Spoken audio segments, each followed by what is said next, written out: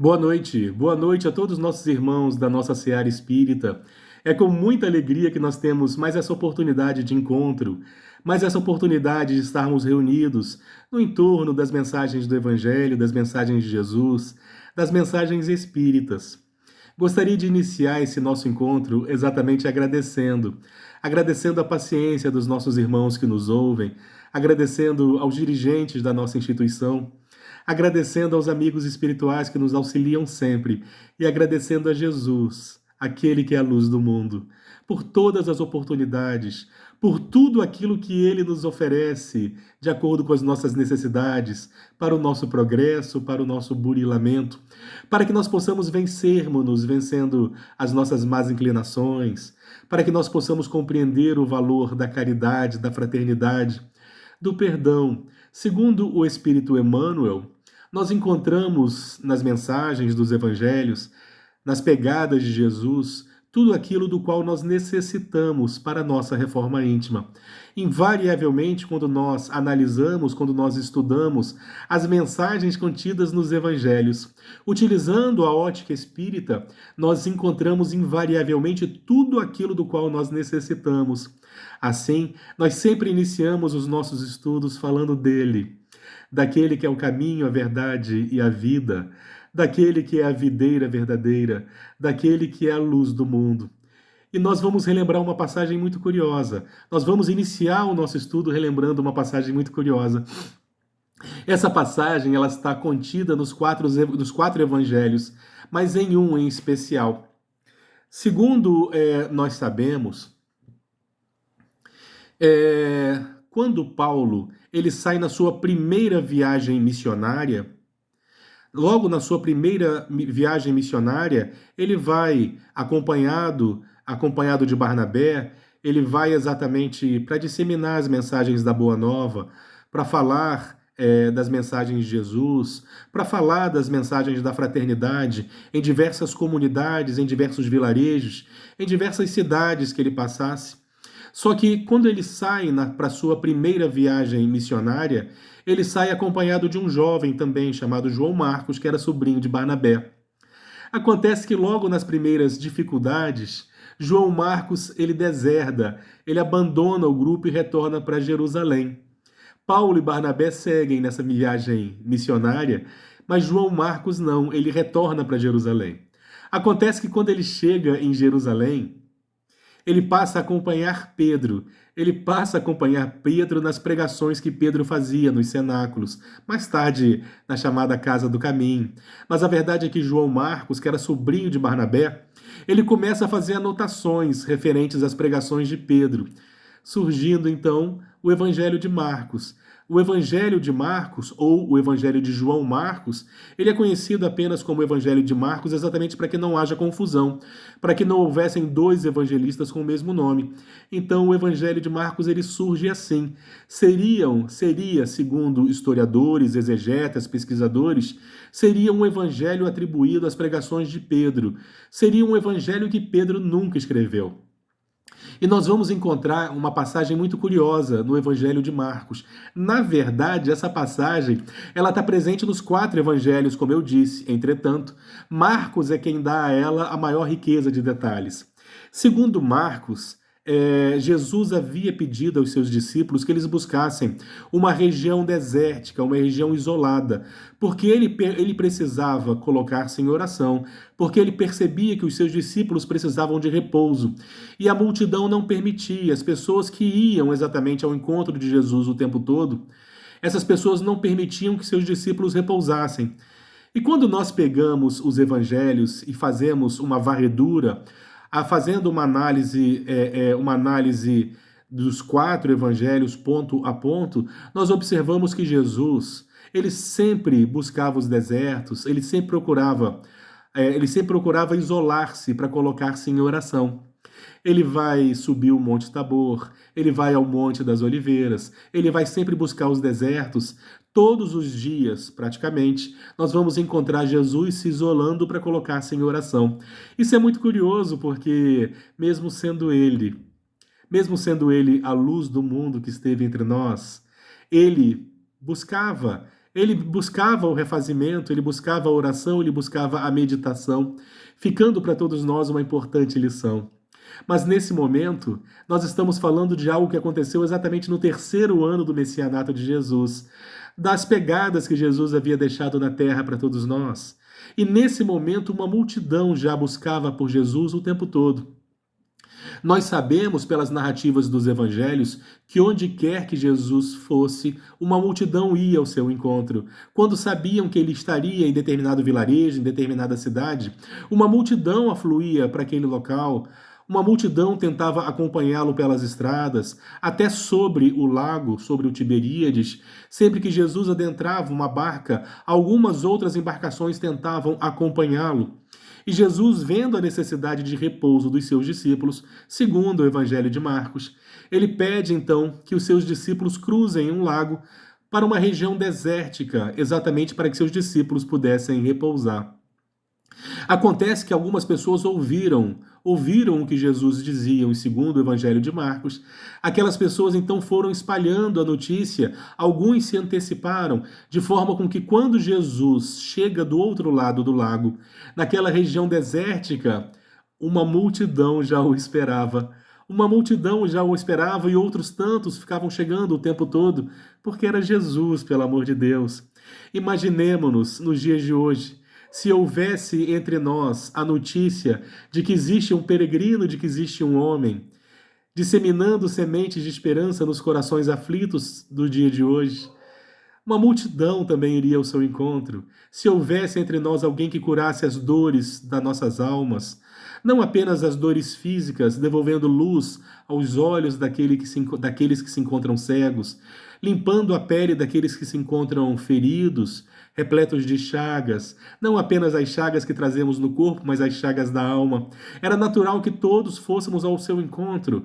Era natural que uma multidão o buscasse, principalmente nos dias de hoje, quando nós olhamos à nossa volta e percebemos o quanto as pessoas sofrem, o quanto as pessoas encontram desesperançosas, desesperadas, desamparadas, desiludidas à depressão, sofrendo de ansiedade. Eu me pergunto se seria diferente nos dias de hoje, se multidões não iriam ao seu encontro onde quer que ele fosse. E assim aconteceu. Quando Jesus chega naquela praia, já uma multidão lhe aguardava e outros tantos estavam chegando. Jesus, vendo aquelas pessoas ávidas em beber daquela fonte cristalina das suas mensagens consoladoras, ele então começa a ensinar-lhes, segundo o evangelista Marcos, e começa a ensinar-lhes, e começa a falar para todas aquelas pessoas as suas mensagens de esperança, o mapa que ele trazia para o caminho da felicidade, através da tolerância, da fraternidade, da caridade, naturalmente. Teria sido nessa ocasião em que Jesus teria declamado o poema das bem-aventuranças. Teria sido nessa ocasião que Jesus teria ensinado a oração.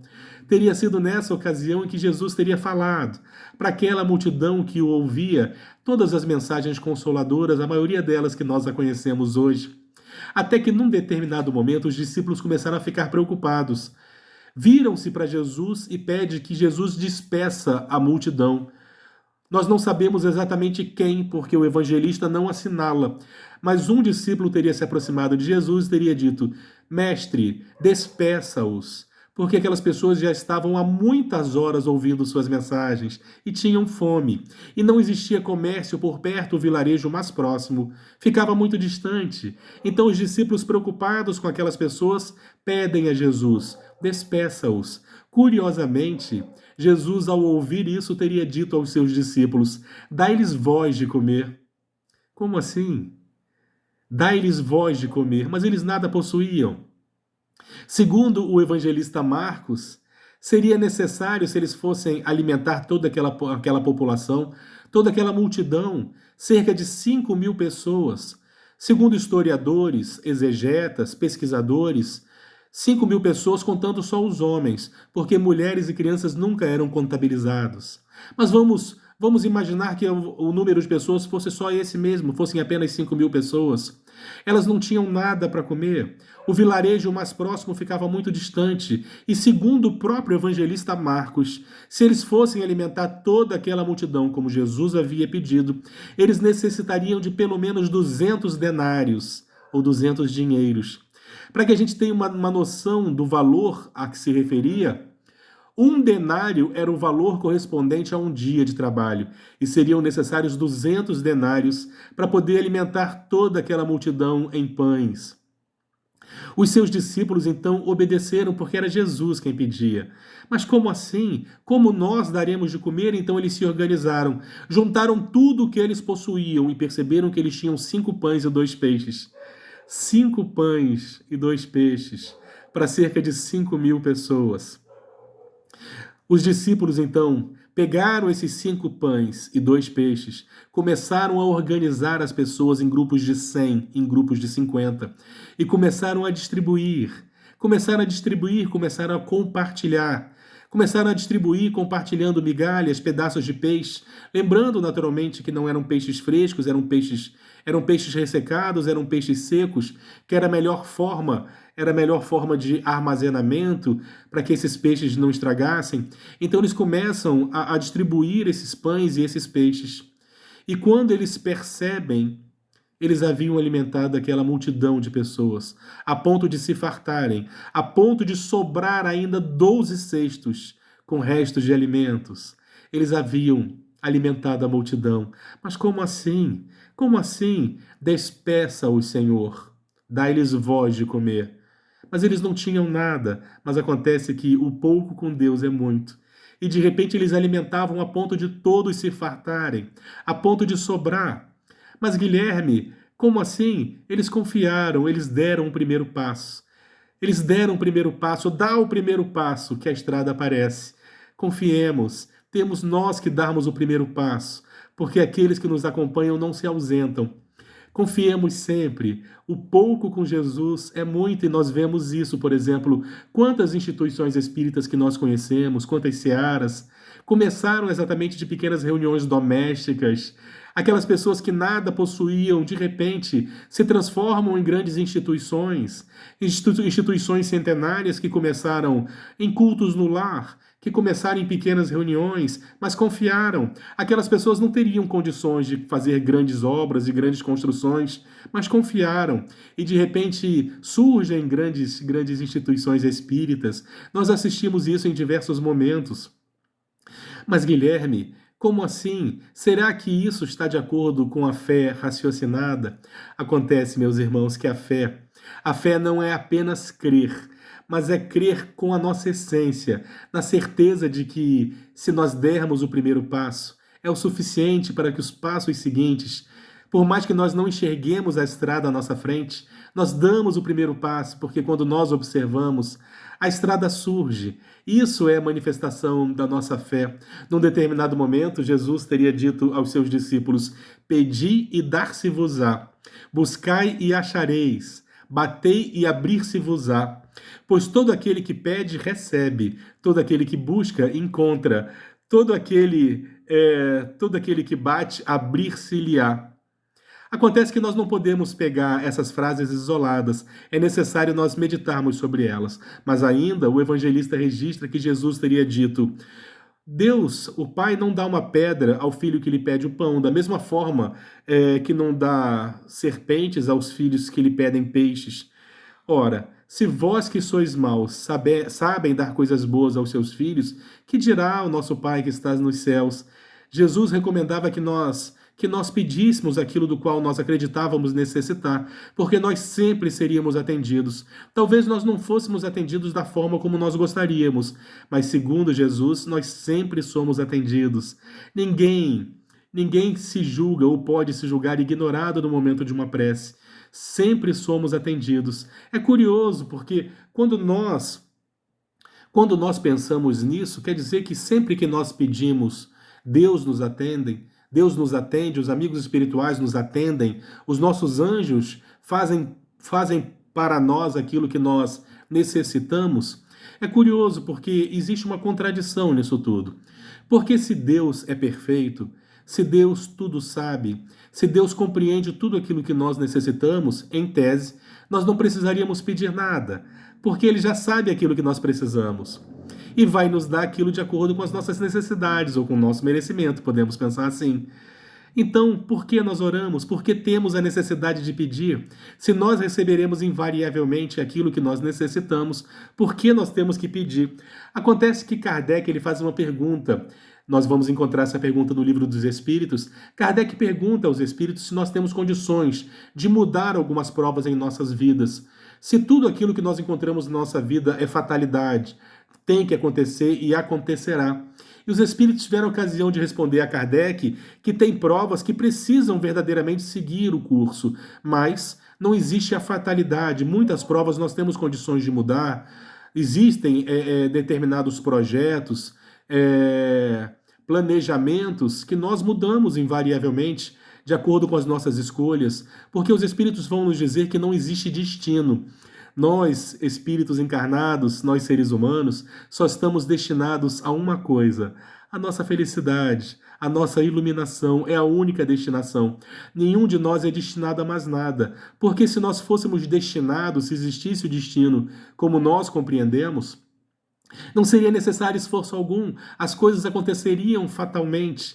Então, nós temos aqui nós temos aqui uma dicotomia, nós temos aqui uma situação muito delicada. Ou nós temos um Deus para quem nós não precisamos pedir nada, ou um Deus que sempre nos dará tudo aquilo que nós pedirmos, de acordo com essa passagem que nós lemos. A verdade é que não nem a nulidade, onde ele não precisa fazer nada, da mesma forma que ele também não atende tudo aquilo que nós pedimos. Porque quando nós pegamos a mensagem que está no Evangelho, está assim, ó: batei e abrir-se-vos-á, buscai e achareis, pedi e obtereis, ou pedi e dar-se-vos-á.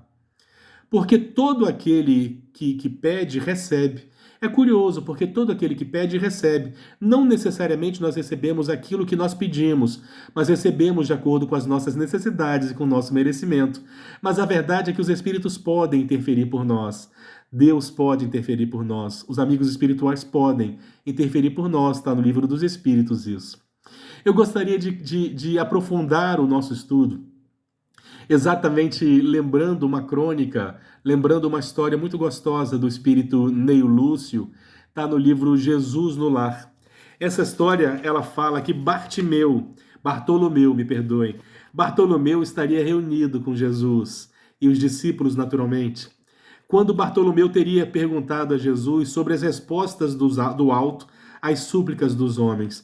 Como é que ocorre a resposta do alto, ou dos anjos, ou de Deus, às súplicas dos homens, aos pedidos dos homens? Será que os anjos, será que os amigos espirituais sempre atendem às nossas súplicas, os nossos pedidos? Nós vimos com Kardec que sim. Nós vimos que os espíritos sempre nos atendem, entretanto, eles sabem que existem provas que não podem ser retiradas de nossas vidas. E eles não necessariamente dão aquilo que nós pedimos, mas aquilo do qual nós necessitamos, aquilo que será o melhor para nós. Porque nós, na nossa infantilidade, nós às vezes nos confundimos. Nós, se formos avaliar aquilo que nós pedimos, nós vamos observar que boa parte de nós pedimos coisas equivocadas, que não têm verdadeiramente valor, que mais nos atrapalhariam do que nos ajudariam. Muitos pediriam status, muitos pediriam recursos materiais, que são necessários naturalmente, mas que eventualmente podem fazer com que nós nos percamos, com que nós tropecemos, com que nós nos deturpemos na distribuição de valores. Então Bartolomeu, ele teria perguntado a Jesus como é que os céus fazem para responder às respostas relacionadas às súplicas dos homens. Então Jesus teria narrado uma história muito curiosa. Ele teria dito que existia um missionário das verdades celestes que ele precisava seguir de uma cidade, de um vilarejo a outro. Acontece que a hora já estava muito adiantada, já começava a anoitecer. As pessoas, inclusive, recomendaram que ele não fosse, mas ele tinha necessidade de viajar, de mudar de cidade, porque ele precisava cumprir a sua tarefa, cumprir a sua missão. A missão de disseminar as sementes da esperança, ou disseminar a verdade, como ele cria. Então ele parte mesmo assim, mesmo estando anoitecendo, mesmo ele não conhecendo bem o caminho, ele resolve seguir. Acontece que o caminho passava por dentro de uma floresta. E conforme ele foi caminhando por dentro dessa floresta, anoiteceu. E ele desconhecia o melhor caminho da mesma forma que ele ignorava o número de milhas necessárias para que ele pudesse ir dessa cidade a outra que o aguardava. Conforme ele vai, ele começa a sua jornada, já anoitecendo, já tendo anoitecido, ele percebe então que ele havia feito uma escolha equivocada, mas ele tinha tanta certeza que tudo daria certo, porque ele era muito temente a Deus. Então ele encontra uma cova na beira do caminho. E ele percebe então que essa cova atenderia às suas necessidades de repouso. Ali ele se abrigaria, por exemplo, dos ventos. Quando ele se aproxima dessa cova, de repente sobe uma nuvem dessas moscas vorazes que nos machucam. Ele então se perturba e se afasta dessa cova, seguindo o caminho, buscando um abrigo mais adiante. Conforme ele segue no caminho, nessa mesma estrada, ele percebe o som de um riacho. E quando ele chega mais à frente, ele percebe uma bifurcação. Nessa bifurcação existia um caminho que tinha uma ponte. Do outro lado dessa ponte, ele percebe uma praia, uma linda praia de areias brancas. Ele percebe que ali ele teria o conforto necessário para que ele pudesse repousar, já que havia anoitecido. Quando ele se aproxima da ponte, de alguma forma, a ponte se solta dos seus alicerces e cai. A ponte desaba. A ponte, que parecia segura, no momento em que ele ia colocar-se em trânsito, em que ele iria atravessá-la, a ponte se desprende dos seus alicerces e desaba e desmorona. E ele não consegue atravessar o rio. Então ele segue por outro caminho. Até que mais adiante começa a chover. Uma tempestade torrencial, e eu não posso esquecer que seu único companheiro era um cãozinho que o acompanhava. Era ele e o cão. E ele, percebendo que aquela tempestade, ele tinha necessidade de um abrigo mais seguro, ele então encontra uma árvore robusta. E essa árvore, conforme ele se aproxima, ele percebe que ela tinha um oco onde ele poderia se abrigar não apenas dos ventos, mas também da chuva. Quando ele se aproxima do oco da árvore, de repente, aquela enorme e robusta árvore, o seu tronco se quebra por causa do açoite dos ventos. Quando ele ia adentrar no oco da árvore para repousar, de repente o tronco se parte. E ele se vê desesperado, porque era um abrigo seguro que ele havia encontrado. E ele começa a preocupar-se. Será que ele não encontraria abrigo? Ele que era alguém que se colocava em oração, que confiava em Deus? Será que Deus não proveria? Será que Deus não lhe daria o recurso necessário? Será que naquele momento ele não teria sido ouvido? Ele que havia encontrado diversos abrigos, mas nenhum desses abrigos lhe atendiam de verdade às necessidades, exatamente porque aconteciam determinadas situações que faziam com que ele não pudesse abrigar-se nesses abrigos. Ele continua caminhando mais cerca de 2 milhas quando ele encontra um casebre campestre. Então ele imediatamente fica feliz, entendendo que era ali que ele encontraria o abrigo, que na verdade Deus estava guardando o melhor para ele. Quando ele bate à porta do casebre, imediatamente um homem muito ríspido, dizendo que não recebia visitantes naquela hora da noite, que ele tinha que ir embora, e ele chora, se desespera, pedindo qualquer tipo de abrigo, porque eles estavam ao relento, porque a tempestade se formava, porque era uma noite fria, porque eles teriam que dormir na floresta, mas ainda assim um homem insensível bate a porta na sua cara. Então ele volta para a estrada, caminha um pouquinho só mais, encontra uma clareira e fica ao relento nessa clareira, ao som dos trovões, muita chuva, no frio, no relento verdadeiramente, até que os trovões assustam o seu cão. O seu cão o abandona, o deixa sozinho no meio da floresta. Ele chora desesperado. Onde está o Pai a quem eu sirvo, a quem eu tanto confio? Nesse momento eu me sinto ao abandono, ao relento. Conforme a madrugada foi avançando, ele ouviu alguns gritos, algumas vozes, alguns gritos de desespero no meio da floresta, e ele não sabia exatamente de onde vinha. Ele aumenta o seu medo, ele aumenta o seu desespero, fazendo com que ele não conseguisse descansar nem por um segundo. Eram chuvas, eram trovoadas, eram gritos horríveis que vinham de determinado local de dentro da floresta, que ele não reconhecia. E ali ele fica desesperado, meditando sobre tudo o que havia acontecido. Julgava-se ele abandonado por Deus, naturalmente, porque ele havia pedido, ele servia a Deus e de repente ele se via naquela situação. Todos os abrigos que ele havia encontrado pelo caminho fecharam as portas de alguma forma, fazendo com que ele se encontrasse naquele momento ao relento, ao desespero, o frio, o abandono. Até seu fiel companheiro, um cão, o havia abandonado. Conforme o dia foi amanhecendo, ele então foi refazendo o caminho.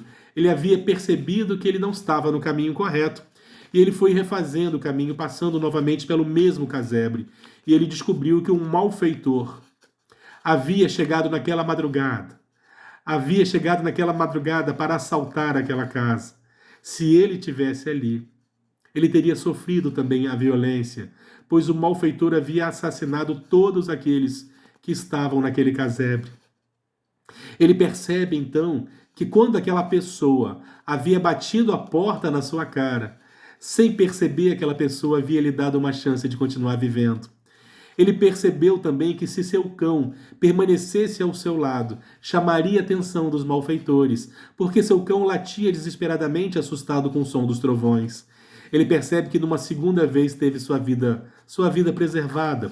Conforme ele retorna no caminho para buscar o caminho correto, ele encontra algumas pessoas acostumadas à caça, que viviam naquela região, que lhe orientam que aquela árvore que havia caído, cujo oco lhe serviria de abrigo, era na verdade um covil de lobos. Eles, caçadores, pessoas acostumadas, mateiros, acostumadas a caminharem por aquela floresta, frequentemente encontravam lobos abrigados naquele oco.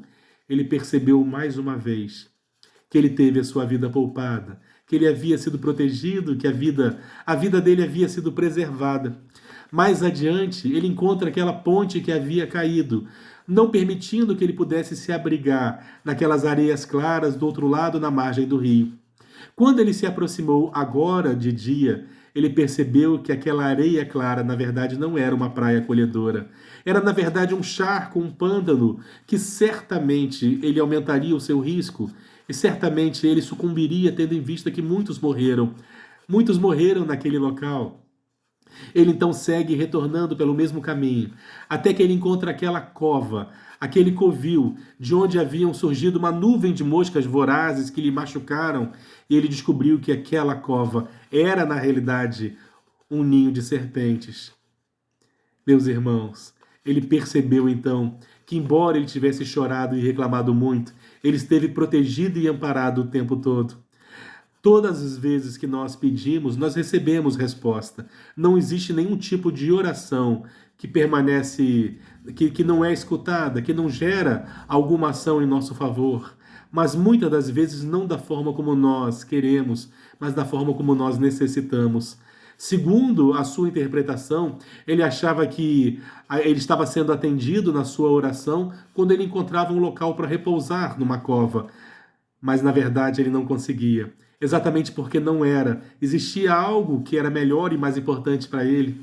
Nós devemos confiar, nós não temos condições de enxergar, de descortinar exatamente tudo aquilo que se apresenta à nossa frente, mas devemos confiar que acontecerá conosco aquilo do qual nós necessitamos invariavelmente, que nós saibamos compreender, mas nós não desanimemos da oração em nenhum momento, porque a oração é exatamente aquilo que nos permite nos vincularmos àqueles que nos amam, àqueles que estão acima de nós, aqueles que conseguem enxergar além do que nós enxergamos. Allan Kardec teve a ocasião de escrever a narrativa dos Espíritos sobre isso, para que nós pudéssemos compreender como assim, como os Espíritos conseguem antever aquilo que não aconteceu ainda. E os Espíritos disseram a Allan Kardec, isso está no Livro dos Espíritos, disseram a Allan Kardec que nós, quando estamos caminhando por uma estrada, a nossa visão é muito limitada. A nossa visão de dentro da estrada é muito limitada. Acontece que os espíritos mais adiantados, os espíritos superiores, eles conseguem enxergar mais do alto, enxergando na nossa estrada obstáculos, obstáculos que nós não enxergamos, porque estamos na estrada. Eles, por olharem de cima, conseguem enxergar mais longe. Então, os espíritos superiores, eles sempre sabem o que é melhor para nós, e não necessariamente está de acordo com os nossos pedidos, ou aquilo que nós acreditamos ser o melhor para nós. Então, confiemos sempre. Confiemos e nos entreguemos a Jesus. Dai-lhes voz de comer, mas como? Nós temos 5 pães e 2 peixes, e deu certo, a ponto de sobrarem 12 cestos de alimentos.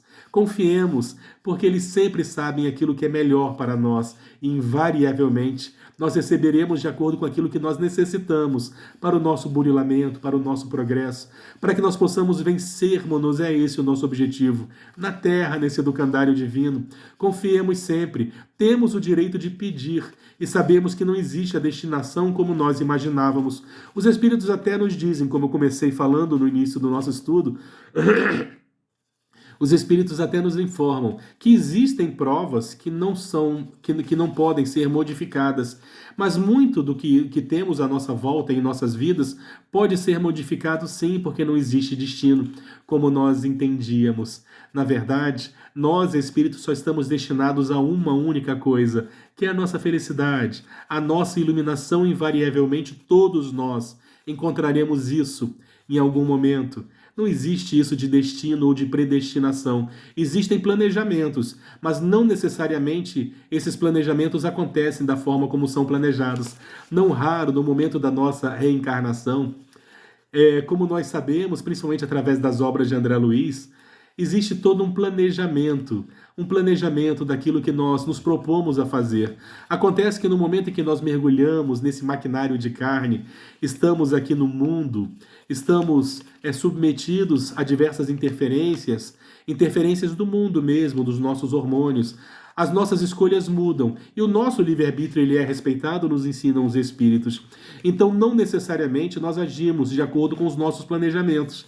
Muitos de nós nos programamos, ainda no mundo espiritual, a fazermos determinadas tarefas que, quando nós chegamos aqui, nós as abandonamos. Muitas vezes elas se apresentam mais de uma vez para nós, como se os Espíritos dissessem: Guilherme, não foi isso que você disse que faria, não foi para isso que você reencarnou. E nós insistimos no erro, porque o nosso livre-arbítrio ele é respeitado. Não necessariamente nós seguimos de acordo com os nossos planejamentos. Quantos espíritos, ao reencarnarem, não assumem compromissos de estarem juntos, mas chegando aqui, então eles mudam de ideia, eles mudam seus planejamentos, e é justo. É natural que isso aconteça, porque somos nós os únicos autores do livro de nossas vidas. Eu gosto muito dessa frase atribuída a Chico Xavier. Segundo Chico Xavier, o livro de nossas vidas, todos os capítulos, todas as linhas são grafias nossas. Nós somos os únicos autores do livro de nossas vidas. Tudo aquilo que acontece conosco é resultado das nossas escolhas, nós não temos ninguém a quem culpar. Somos nós os únicos autores do livro de nossas vidas. Ninguém escreve por nós, ninguém faz escolhas por nós. E acontece conosco sempre aquilo que nós necessitamos para podermos corrigirmos-nos, para que consigamos acertar nossos passos, para que nós possamos vencermos-nos, porque é esse o nosso objetivo nesse educandário celeste. Num determinado momento, fomos todos nós trazidos para cá, e Jesus nos recebeu a todos. Nos candidatamos, nos matriculamos nesse educandário, onde Jesus vela por todos nós, onde Jesus está com todos nós, sem exceção. O mais importante é nós trazermos Jesus para dentro dos nossos corações, para que nós possamos verdadeiramente darmos bons frutos, como Ele havia nos proposto. Todos nós, invariavelmente, quando mergulhamos nesse educandário, recebemos tudo aquilo do qual nós necessitamos, as nossas necessidades expiatórias, as nossas necessidades de prova, de crescimento. Podemos pedir 1000 coisas, mas sempre nos será dado aquilo que é o melhor para nós. Eventualmente passamos por provas em que nós somos verdadeiramente tentados a acreditar que será bom para nós, aquilo que não necessariamente vai somar, aquilo que muitas vezes pode inclusive ser motivo de queda, aquilo que muitas vezes pode nos distrair no caminho, mas nós pedimos como crianças que somos, mas nós recebemos verdadeiramente aquilo do qual nós necessitamos. Meus irmãos, meditemos. Como é que seria se nós, pais que somos, pais e mães, dessemos tudo aquilo que os nossos filhos pedissem? Será que eles estariam vivos ainda?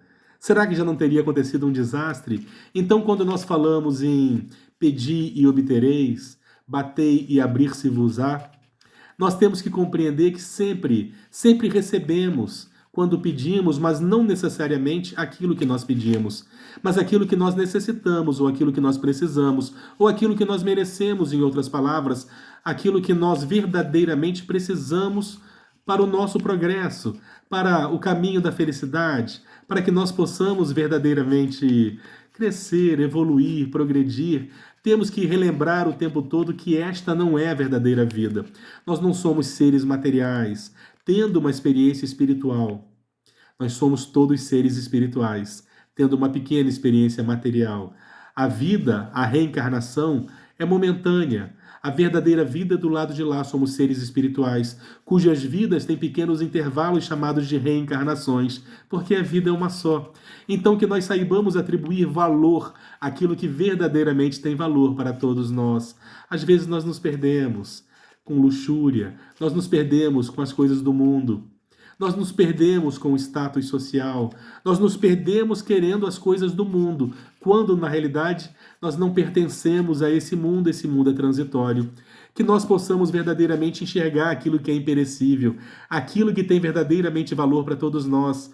É uma das grandes oportunidades, é uma das grandes é um dos grandes favores que a doutrina espírita faz para todos nós, é compreendermos essa realidade que nos auxilia muito na busca do caminho para a felicidade. Naturalmente que aquele personagem contado por Neio Lúcio, no livro Jesus no Lar, aquele missionário, ele foi irresponsável ao tentar pegar um caminho que ele desconhecia de uma cidade para outra, alegando possuir fé e certeza de que Deus o atenderia. Acontece que ele esperava que Deus o atendesse da forma como ele imaginava.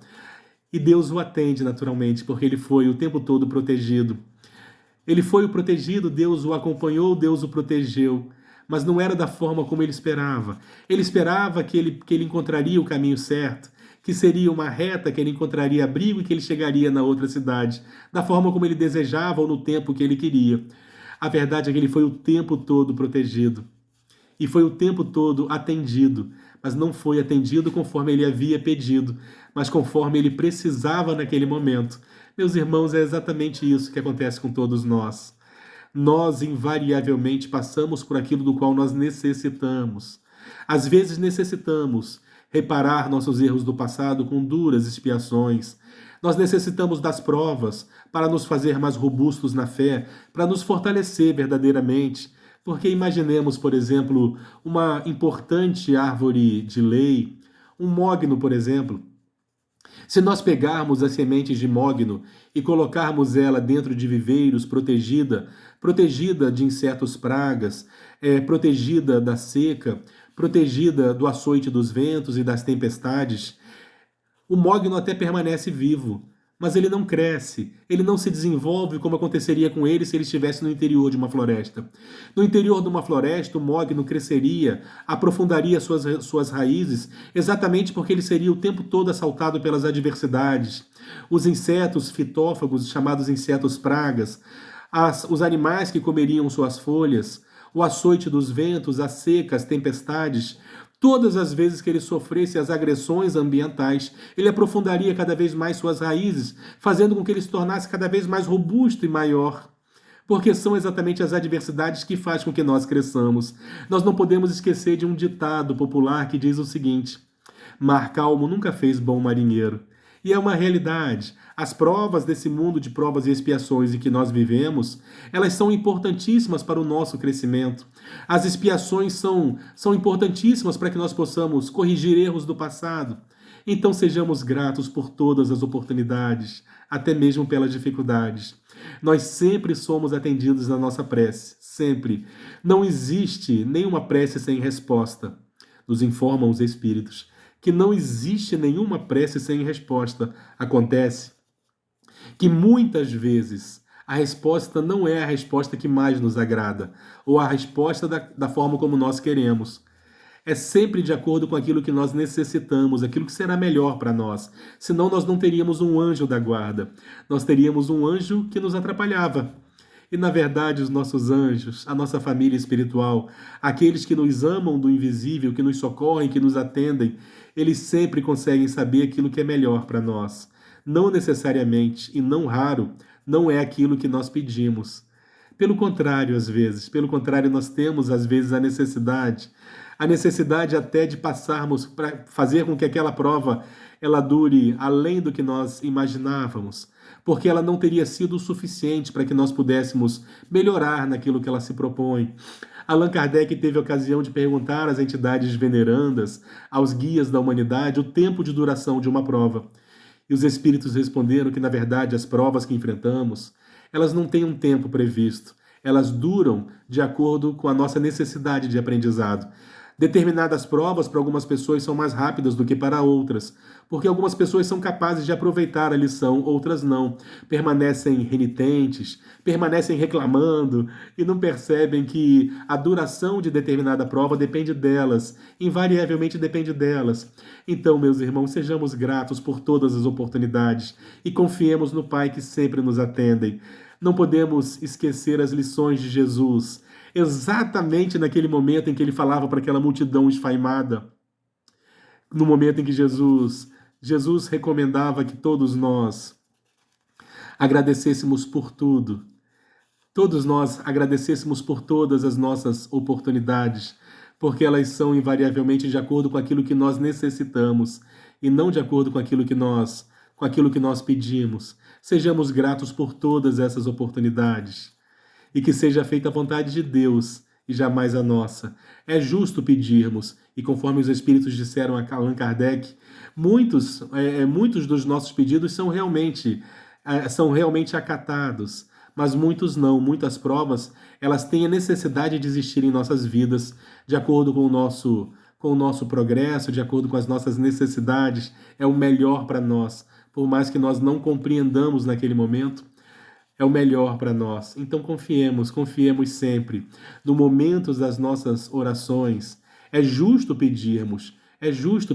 Ninguém disse em nenhum momento que nós não precisávamos pedir. Entretanto, compreendamos que será sempre nos dado de acordo com o nosso merecimento, de acordo com as nossas necessidades, para que nós não nos percamos, porque aquilo que nós pedimos muitas vezes pode mais nos atrapalhar do que nos ajudar. E aqueles que conseguem enxergar além da nossa visão, eles sabem melhor do que nós mesmos o que é melhor para todos nós. Confiemos sempre, meus irmãos, entreguemo-nos, porque é Jesus quem está ao leme dessa embarcação.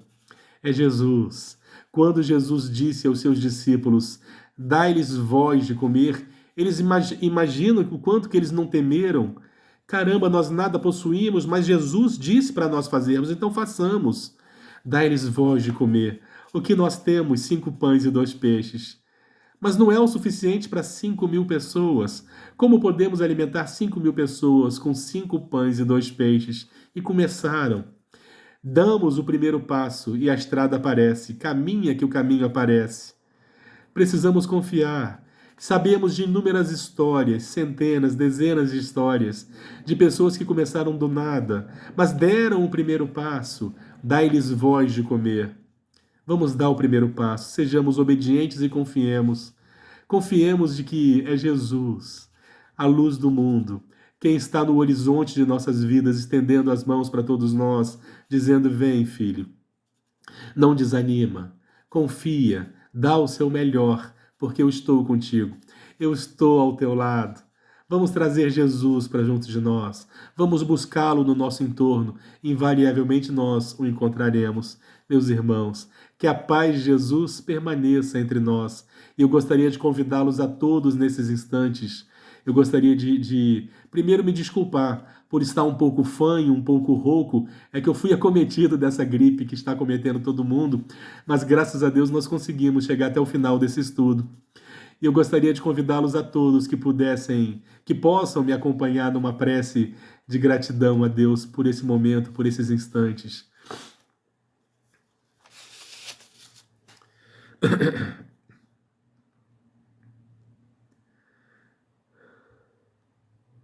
Senhor Jesus, nesses instantes em que nós te buscamos em prece, queremos te agradecer, Senhor, por tudo aquilo que recebemos, pelo pão nosso de cada dia que não nos faltou, pelo teto que nos abriga, por nossas famílias, por nosso trabalho, por nossos amigos, até pelas dificuldades, pelas provas que enfrentamos, queremos lhe render graças.